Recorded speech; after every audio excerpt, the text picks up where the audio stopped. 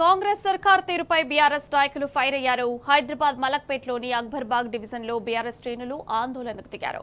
మాజీ మంత్రి జగదీష్ రెడ్డి సస్పెన్షన్ ను వ్యతిరేకిస్తూ నిరసన చేపట్టారు. ప్రభుత్వ నిరంకుశ పాలనకు వ్యతిరేకంగా రేవంత్ రెడ్డి దిష్టిబొమ్మను దహనం చేశారు.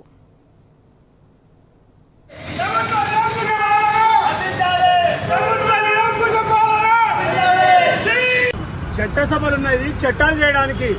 నిరంకుశ పాలనలో జగదీష్ రెడ్డి గారు ప్రజా సమస్యలను అసెంబ్లీలో లేవనెత్తితే ఆయనని నిర్వధికంగా సస్పెండ్ చేయడం జరిగింది. అదేవిధంగా మా బీఆర్ఎస్ పార్టీ వర్కింగ్ ప్రెసిడెంట్ అయిన కేటీఆర్ గారిని కూడా అరెస్ట్ చేయడం జరిగింది. అసలు తెలంగాణలో ప్రభుత్వం ఉన్నదా, ప్రభుత్వ పాలన నడుస్తుందా, ప్రజల పాలన నడుస్తుందా తెలియట్లేదు. కేవలం పర్సంటేజీల గురించి 20% సీఎం అనిపించుకోవడం 15 నెలల్లో మన ముఖ్యమంత్రి గారికే చెల్లింది. కావున మేము ఒకటే చెప్తున్నాం, ఖబర్దార్ సీఎం గారు, తెలంగాణ వ్యతిరేక విధానాలు అవలంబించకండి. ఆంధ్రాలో నీళ్లు దోచుకపోతున్నారు.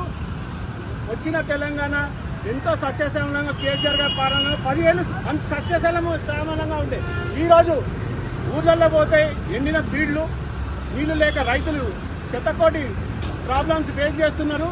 ప్లస్ కళ్యాణ లక్ష్మి లేదు, సీఎం కిట్ లేదు, ఆదరణ పెన్షన్స్ లేవు, ఎటువంటి సంక్షేమ కార్యక్రమాలు జరగట్లేదు. కావున మేము ఒకటే హెచ్చరిస్తున్నాము, ఇదే విధంగా ఉంటే అతి త్వరలో నువ్వు గద్దె దిగడం ఖాయం. జై తెలంగాణ, జై కేసీఆర్ గారు.